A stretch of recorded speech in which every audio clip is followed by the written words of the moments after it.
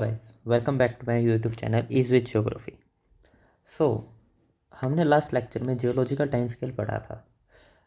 I thought आप सबको वो बहुत अच्छा लगा और आपने वो बहुत अच्छे से समझा होगा कि जो मैं आपको बताना चाह रहा था वो आपको चीज़ कॉन्सेप्ट समझ में आया। तो आज हम एक नए कॉन्सेप्ट के साथ में शुरू करेंगे, evolution of atmosphere plus evolution of lithosphere plus we will discuss interior of earth, evolution of hydrosphere, then our motions of earth, and one of the most confusing topic in geography, which is difference between latitude and longitude. आप सब कभी ना कभी एक stress zone में जब आप कोई एग्ज़ाम दे रहे हो आप हमेशा कंफ्यूज हुए होंगे कि ये लैटिट्यूड क्या है और ये लॉन्गिट्यूड क्या है। तो आज हम इसको बहुत ही इजी वे में समझेंगे कि ये है क्या, इससे हम क्या फ़ायदा मिलता है। प्लस हम इसके साथ में मोशंस ऑफ अर्थ देखेंगे, जो बेसिकली दो टाइप के मोशंस है, एक रोटेशन है और दूसरा रेवोल्यूशन है। प्लस साथ में इनके साथ हमने देखेंगे कि हमारा समर सोल्स्टिस कब आता है, ऑटम इक्विनॉक्स कब आता है, और अर्थ सन के कब पास होती है और कब सबसे फार होती है। साथ में हम अर्थ के हीट जोन्स पढ़ेंगे। So that's for all today. So let's start our lecture. So evolution of atmosphere. See, evolution of atmosphere हमने जैसे लास्ट लेक्चर में पढ़ा था कि हमारी अर्थ फॉर्म हो चुकी है, like this is our earth and it is formed. तो उस टाइम पे क्या हुआ कि ना हमारा जो प्रीमोर्डियल एटमॉस्फेयर था ना वो सिर्फ बहुत ही कम गैसेस थी यहाँ पे, like it is covered with gases, every time gases. And here is our sun, means I have made sun earth a big, so let's make it small. Yeah, so that's our atmosphere, which is basically a weak atmosphere. So when during the early period of during our early period when the earth atmosphere was primordial, तो अर्थ की जो gravitation field थी ना वो बहुत ही ज़्यादा week थी। तो अर्थ के ग्रेविटेशनल वीक होने से कारण क्या था कि जो उसका एटमॉस्फेयर था ना वो रिच था हाइड्रोजन और हीलियम में। I am writing it's chemical form, I hope you understand. तो वो बहुत ज़्यादा वीक था। तो सन क्या करता था, जो सन के जो सोलर फ्लेम्स आती थी, जो सोलर विंड्स थी, वो ना इसको वाइप आउट कर देती थी। अब आप पूछोगे कि वाइप आउट क्यों करती, ग्रेविटेशन और वाइप आउट का क्या। एक जैसे हम ग्रेविटेशन देखते हैं, ग्रेविटेशन किसी भी चीज़ को होल्ड करके रखती है। तो उसको मतलब अर्थ की, अब आपके मन में एक क्वेश्चन आ रहा होगा कि यार अर्थ की क्या ग्रेविटेशन इतनी वीक थी कि वो उसको मतलब वो लूज़ कर गया। देखिए, gravitation is basically to magnetism. अगर हम देखा एक अर्थ का कॉन्सेप्ट देखा जाए तो मैग्नेट के कारण, तो अर्थ के अंदर जो मैग्नेट है, जो अर्थ की मैग्नेट है, वो एक मैग्नेटिक फील्ड बनाती है जिसे हम मैग्नेटोस्फेयर बोलते हैं। अगर मैं आपको इसको विजुअलाइज करवाऊँ तो it would be like this is our earth and it's our sea it's our magnetosphere, like this. It's our magnetosphere. So when the solar flames come from sun, the magnetosphere stops it, and we have seen a origin of northern lights and southern lights. It is due to the currents, means जो solar के जो flames आते हैं उनसे जब वो magnetic field के साथ में इंटरेक्ट करते हैं तब उसके बाद में ये बनते हैं हमारे northern lights and southern lights, जिसको हम ऑस्ट्रेलियस बोरोलिस बोलते हैं, जो साउथ में है। और अब इस टाइम पे क्या हुआ कि let's come back to topic. तो इस टाइम पे क्या हुआ कि जो हमारा अर्थ का प्रीमोर्डियल एटमॉस्फेयर था वो तो निकल गया, अब वाइप आउट हो चुका। तो नाउ अर्थ इज ब्लैंक। अब क्या, अब हमारा एक अर्थ है just like a ball, it was a hot ball. तो हमने अर्थ का एटमॉस्फेयर वाइप कर दिया। तो अब हम साथ में ही कॉन्सेप्ट इसमें उठाएंगे, एवोल्यूशन ऑफ लिथोस्फेयर। अब एवोल्यूशन ऑफ लिथोस्फेयर क्या कैसे हुआ कि अर्थ का ग्रेविटेशन बहुत वीक है और ना यहाँ पे कोई लेयर्स है जो इसको प्रोटेक्ट करेगी। तो क्या होता थे, जो मीटियोर्स थे वो आते थे और इस पे इम्पैक्ट करते थे अर्थ पे, लाइक दिस। तो मीटियोरिक इम्पैक्ट के कारण क्या हुआ कि जो एरिया था वहाँ पे डिप्रेशंस बन गए और उससे वोल्केनिज्म का राइज हुआ। प्लस साथ ही साथ क्या हुआ कि जो भी मटेरियल था वो डेंसिटी वाइज एक्यूमुलेट होता रहा था साथ में।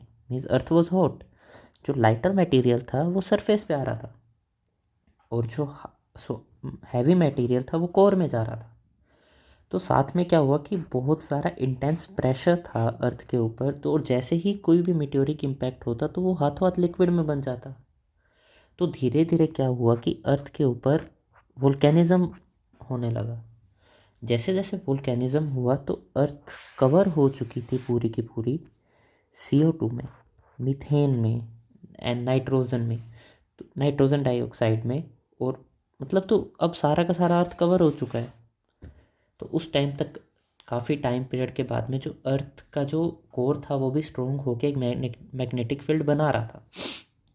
तो जैसे जैसे वोल्केनिज्म बढ़ता गया तो जो ग्रीन हाउस गैसेस थी वो भी बढ़ती गई। अब जब ग्रीन हाउस गैसेस बढ़ी तो आप सबको पता है कि ग्रीन हाउस गैसेस का काम क्या होता है, वो हमारे एनवायरनमेंट को या तो बहुत ज़्यादा गर्म कर देगी या ठंडा कर देगी, है ना। अब हम यूँ बोलते हैं कि ग्रीन हाउस गैस इम्पैक्ट है, तो वो हमारे एटमॉस्फेयर को वैसे ही गर्म था हमारा।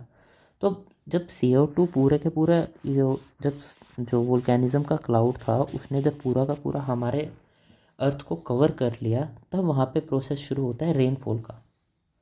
क्योंकि एक तो नीचे से भी हीट आ रही है और बाहर से एक्सटर्नल हीट आ नहीं रही, तो क्या हुआ कि रेनफॉल होनी शुरू हुई। ये मिलियंस ऑफ ईयर तक रेनफॉल चली और काफ़ी लॉन्ग पीरियड के बाद में जो वाटर था वो ग्राउंड पे एक्यूमुलेट होने लगा। और जब ग्राउंड पे वाटर एक्यूमुलेट हुआ तब हमारे ओशियंस के अंदर लाइफ फॉर्म हुई ड्यू टू फोटोसिंथेसिस। और जैसे ही फोटोसिंथेसिस हुआ तो oxygen were the oceans were flooded with oxygen. तो जब ओशियन ऑक्सीजन से भर गए तो ऑक्सीजन बाहर आने लगी अपने ओशियन से। और जैसे जैसे ऑक्सीजन बाहर आने लगी तो हमारा प्रेजेंट एटमॉस्फेयर बनने लगा। So I hope you understood about how our atmosphere is formed. And इसी के अंदर ही हमने दो कॉन्सेप्ट और सीखे। पहला कॉन्सेप्ट हमने समझा कि हाइड्रोस्फेयर कैसे बना, और सेकंड लिथोस्फेयर कैसे बना। मैंने आपको इसी चीज़ में, इसी डायग्राम में सब कुछ समझा दिया। लिथोस्फेयर कैसे बना था, लिथोस्फेयर का ये था कि जो हमारा मटेरियल था वो डेंसिटी वाइज एडजस्ट हो गया। Hydrosphere due to continuous rainfall, जो सोल्ट्स जो यहाँ पे थे। अब आप कह रहे होगे कि रेनफॉल में तो फ्रेश वाटर आता है, तो ओशन इतने सोल्टी कैसे हुए। ओशन के सोल्टी होने का कारण ये था कि जो वोल्केनिज्म से जो भी मटेरियल जो ग्राउंड पे था, डिप्रेशंस में था, वो उसमें कुछ सोल्ट्स थे, मिनरल सोल्ट्स। जब जैसे ही वो वाटर के अंदर डिज़ोल्व हुए, वाटर एक जगह पे एक्यूमुलेट होने लगा, और जब वाटर एक्यूमुलेट हुआ तो वो सोल्टी हो गया। I hope I clear my point about how our atmosphere has been evolve.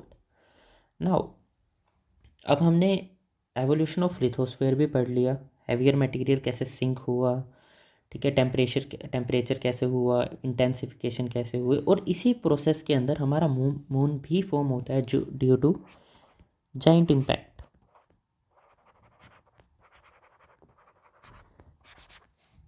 Giant impact से हमारा मून भी फॉर्म हो जाता है। हाइड्रोस्फेयर भी हमने पढ़ लिया है, हाइड्रोस्फेयर भी हम समझ चुके हैं कि हाइड्रोस्फेयर कैसे फॉर्म हुआ। Now let's start with earth. Now सबसे पहले मैं आपको अर्थ के मोशंस के बारे में पढ़ाऊँगा। Like I will teach you about the motions of earth. So let's start. Basically earth के हम दो मोशंस देखते हैं। First is rotation, which is basically on its own axis. Means earth is rotating from west to east in this direction. I hope you are clear about direction. North, south, east and west. Earth is rotated from west to east. Okay. Now other one is revolution. It revolve around the sun. अब हम ये देखेंगे कि rotation से क्या होता है। Rotation से हमारे डे एंड नाइट बनते हैं, और रेवोल्यूशन से क्या होता है, हमारे वेदर चेंज होते हैं। अब आप कभी भी ये सोचना कि अगर हमारी अर्थ रिवॉल्व नहीं होगी या हमारी अर्थ टिल्टेड नहीं होगी तो उससे क्या इम्पैक्ट पड़ेगा। अब जैसे ये डायग्राम है, हम इसको में विजुअलाइज करने का सोचते हैं कि इसमें क्या होगा।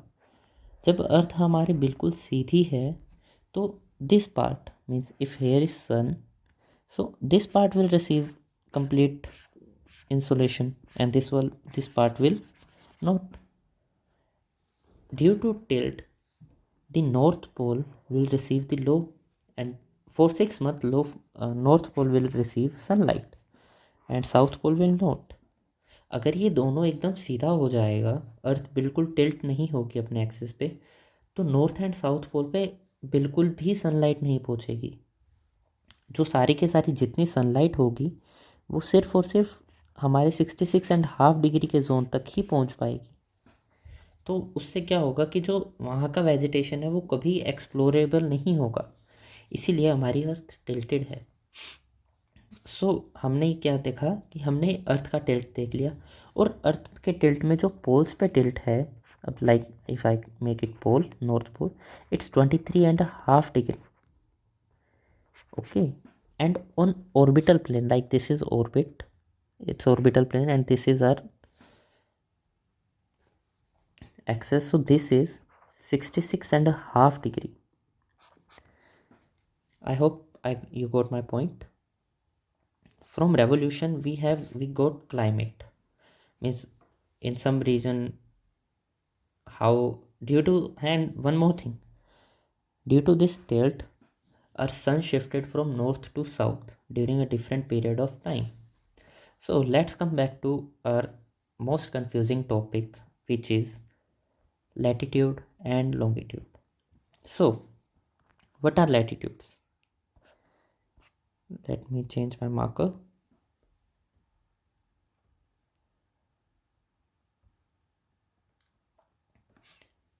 Basically, latitudes are imaginary lines which are forming grids and used to determine location. Means if this is our latitude,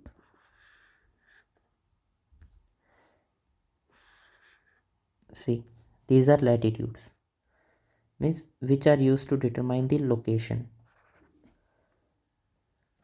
These are parallel to each other, means you can see these are completely parallel to each other. Unlike longitudes are like this, they merge at poles, see, like this.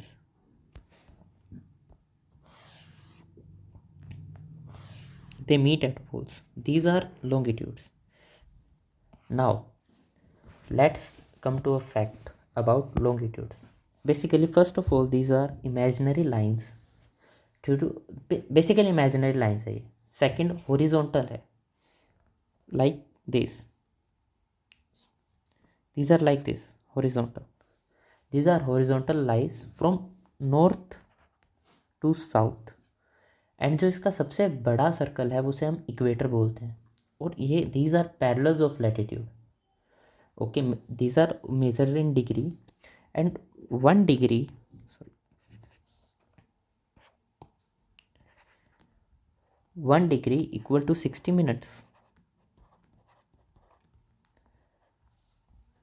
So if I tell you that there is a difference of 1 hour each, 60 minutes means a sun, they form unequal, means they are not equal. If you will say that equator is the biggest one, after equator it declines, means the diameter is decreasing.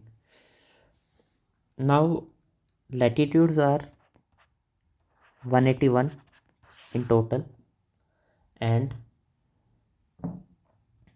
the distance between one latitude is 111 kilometer. Now let's come to longitude. Longitudes are vertical lines which are used to determine the time of the location where you are going.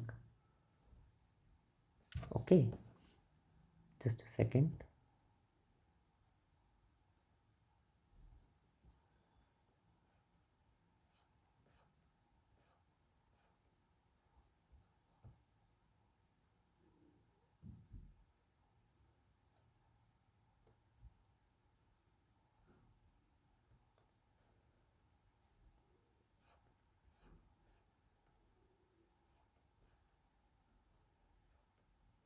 Yeah, now let's come to longitude. These are imaginary vertical lines which are joining from poles, from north pole to south pole. These are like this,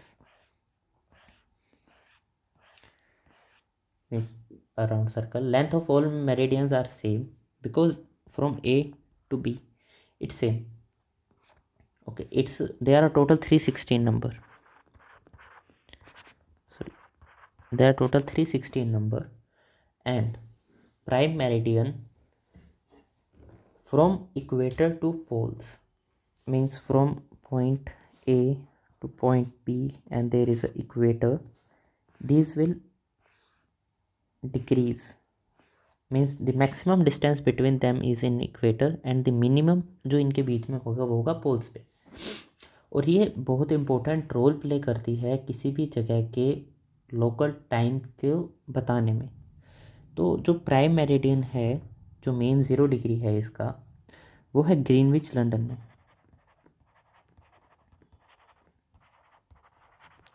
अब Greenwich London में हमने इसको 0 degree बना दिया. अब इसके अंदर एक और कॉन्सेप्ट आता है इंटरनेशनल डेट लाइन, जो हमारे पैसिफिक ओशन से गुजरती है.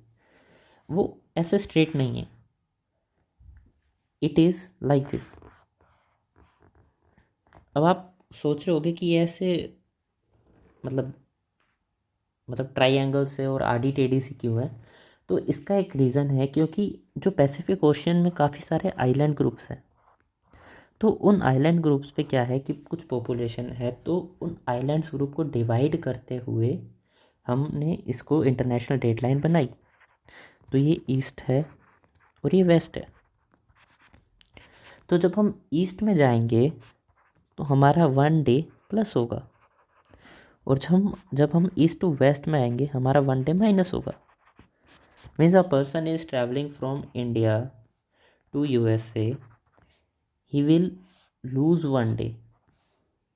Okay, if a person is traveling from Australia to USA, he will, oh, sorry, not from Australia, means I hope you get my point. Now the Indian standard time is, now about India, its Indian standard time is 5:30 GMT. So it passes from Mirzapur, Uttar Pradesh. So UPSC once had a question about which of these state capitals lies near to GMT. I guess it's of year 2019 or 2018 question. I'm not clear, but it's geographical question. So we have seen the motions of Earth. Now revolution. Yeah, one more concept about it. Now what is, now equinox means, now let's come discuss about terms. Equinox means equal day and equal night, means both the day and night are equal. It comes twice a year. First on 23rd September it's autumn equinox, and 21st March is spring equinox, means when the summer is around the corner, and in September the winter is around the corner. Now what is summer solstice? Means when the sun is in northern direction, means the sun is, या तो हम discuss कर रहे थे summer solstice का. Summer solstice में क्या होता है कि जो सन है हमारा वो नदर्न हेमिस्फेयर में होता है. Means the in northern hemisphere there is summer, and in winter hemisphere वहाँ, means sorry, not in winter hemisphere, in southern hemisphere वहाँ पे ऑस्ट्रेलिया और जो न्यूजीलैंड वाला रीजन है वो विंटर फेस करता है. Now in December 22 December, the sun started moving to, the sun is in completely in southern hemisphere. तो southern hemisphere will face summer and northern hemisphere will winter. जैसे अभी winter चल रही है हमारे यहाँ पे, तो ये है. तो इक्विनॉक्स में क्या होता है कि सन इक्वेटर पे होता है दोनों में, और वो मूव कर रहा होता है. अगर स्प्रिंग में है तो वो नदर्न हेमिस्फेयर में मूव करेगा, और अगर वो ऑटम में आ रहा है तो वो विंड सदर्न, वो sorry, I I am sorry, अगर सन, जस्ट अ सेकेंड, अगर सन 21 मार्च को स्प्रिंग इक्विनॉक्स में है तो वो नदर्न हेमिस्फेयर में मूव करेगा, और वो अगर ऑटम इक्विनॉक्स में है तो वो सदर्न हेमिस्फेयर में मूव करेगा, in north and in south. Now let's discuss about the dates when the earth is near to sun and far to sun. It's like perihelion. Like अगर मैं आपको इसको एक फ़नी वे में समझाऊँ तो आपका जो प्रिय है वो आपके पास में है, तो अर्थ सन के कब पास में है, तो वो है 3 जनवरी को. और अगर एपीहीलियन को हम रिश्तेदार की तरह समझे कि आप, रिश्तेदारों को हम हमेशा आप बोलते हैं कि आप, तो आप हैं तो आप हमसे दूर हैं, तो जो दूर है वो 4 जुलाई को है. आप 4 जुलाई को हमसे दूर हैं, और आप हमारे प्रिय हैं तो आप हमारे 3 जनवरी को प्रिय हैं. Now let's discuss about heat zones of earth. Now, heat zone of Earth is basically used to determine the temperature, and it is further we will classify it in climatology how the heat zone impacts the climate of the region, the agriculture of the region, and the rainfall, desert formation. There are many factors. Means all the geographical factors which we study is basically, if I sum up everything, it will come to a it will come to a conclusion on heat zones of Earth. So, before reading heat zone, let's divide our Earth into different parts. Like, this is, everyone you know, this is equator, 0 degree. Now, after equator, it's 23.5 degree north and 23.5 degree south. It is called Cancer, Tropic of Cancer, जिसे हम कर्क रेखा बोलते हैं, and tropic of Capricorn,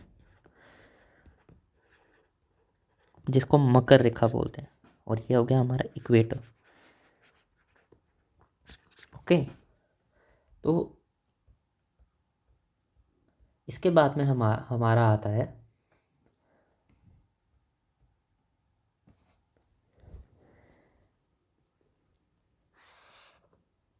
(66.5 degree north, 66.5 degree south. तो इसको हम बोलते हैं Arctic circle, not Antarctic, it's Arctic, क्योंकि ये आर्कटिक रीजन में, ऐसे, सॉरी नॉट ऐसे, मीन्स हम इसको एक बार स्ट्रेट ही करेंगे. और ये है हमारा एंटार्क्टिक सर्कल,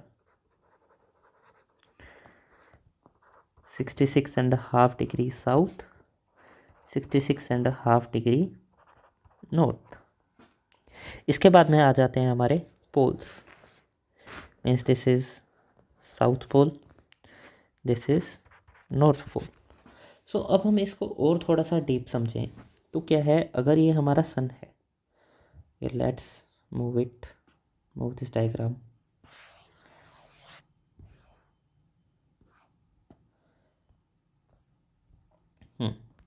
तो हम समझें अगर ये हमारा सन है इधर, और सन का जो मैक्सिमम अब यूँ आ रहा है, इंसोलेशन आ रहा है, तो वो हमारा इक्वेटर इस जोन में आएगा, 0 to 23.5 degree जोन में.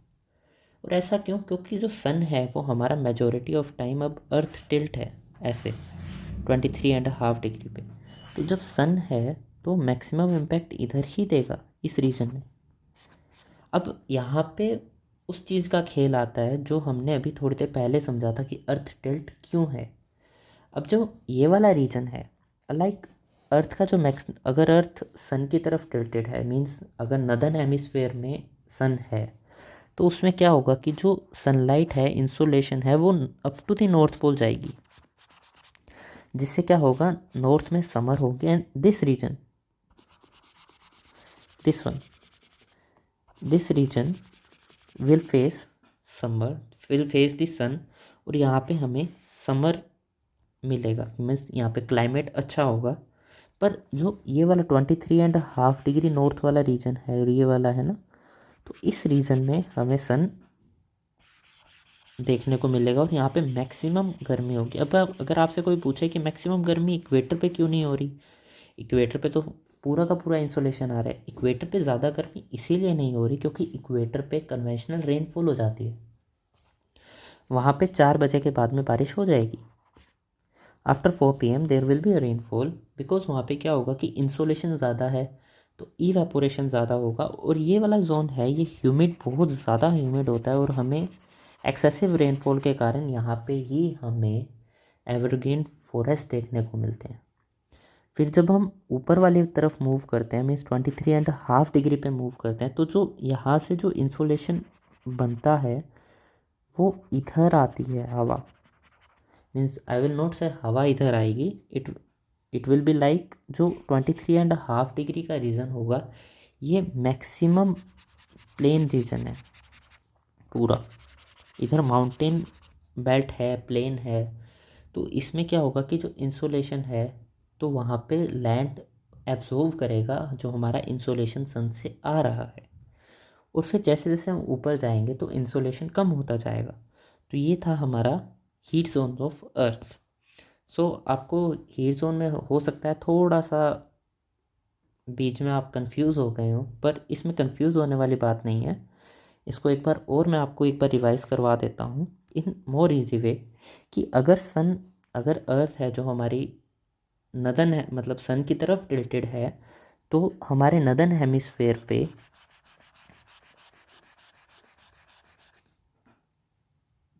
मीन्स हमारे नदन हेमिस्फेयर में हमें समर देखने को मिलेगी। और अगर हमारा अर्थ जो हमारा सदर्न हेमिस्फेयर है वो सन की तरफ टिल्टेड है, तो हमें जो हमारा सदर्न हेमिस्फेयर है वो हमें कोल्ड देखने को मिलेगा, मतलब वहाँ पे हमें समर मिलेगी और नदर्न हेमिस्फेयर में विंटर मिलेगी।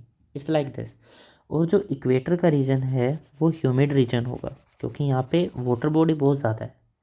तो जहाँ पे वाटर बॉडी ज़्यादा होगी तो उधर इंसोलेशन ज़्यादा होगा क्योंकि पानी वहाँ पे गर्म हो रहा है, इवेपोरेट हो रहा है, फिर से रेनफॉल हो रही है, फिर क्लाइमेट ठंडा हो रहा है। पर लेकिन जैसे जैसे हम ऊपर जाएंगे तो वहाँ पे वाटर बॉडी भी कम होती जाएगी और इंसोलेशन कम होगा जिससे रेनफॉल भी कम होगी। जब रेनफॉल कम हो रही है तो वो रीजन इतनी जल्दी गर्म हो जाएगा कि वहाँ पे सबसे ज़्यादा हीट देखने को मिलेगी। जैसे हम, अगर मैं जहाँ पे मेरी लोकेशन बताऊँ, अगर मैं राजस्थान का रीजन देखा जाए तो Rajasthan is basically the western Rajasthan is desert region. तो डेजर्ट रीजन में क्या होता है कि जो सन है, जो डेजर्ट है, मीन्स जो डेजर्ट है वो लैंड है ना, वहाँ पे पानी कम है। मतलब एक ऐसे ओपन वाटर बॉडी नहीं है, पानी है पर पानी कम है। तो उसके कारण क्या है कि वाटर का जो गर्म होने का रेट है ना वो as compare to land water का बहुत ज़्यादा है। लैंड बहुत जल्दी गर्म होगी और बहुत जल्दी ठंडी होगी।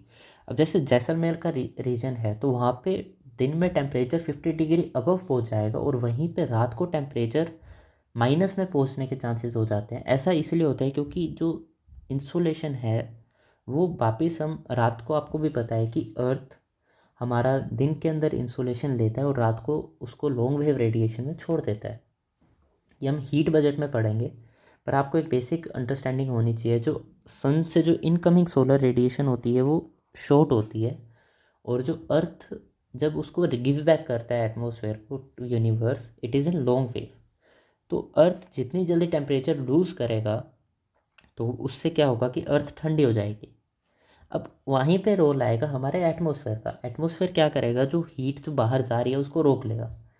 यही काम हमारे कार्बन डाइऑक्साइड का होता है, वो अर्थ में जो हीट जो जा रही है उसको रोक लेगा और उससे रोकने से क्या होगा कि वो हमारे अर्थ को ज़्यादा ठंडा नहीं होने देगी। वो एक हैबिचुअल, मतलब हमारे रहने जितना क्लाइमेट बना देगी ताकि हम सरवाइव कर सकें। So that's all for today.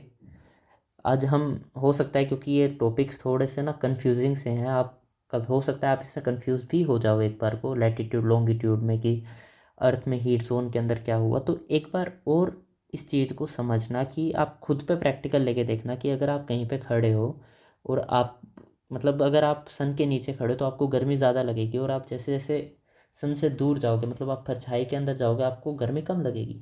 It's quite simple as that. So let's, thank you, sorry. Thank you for all those who stayed till last. I hope you like my lecture. Please subscribe. Is with geography. Sorry, not is with geography, it's geography with is.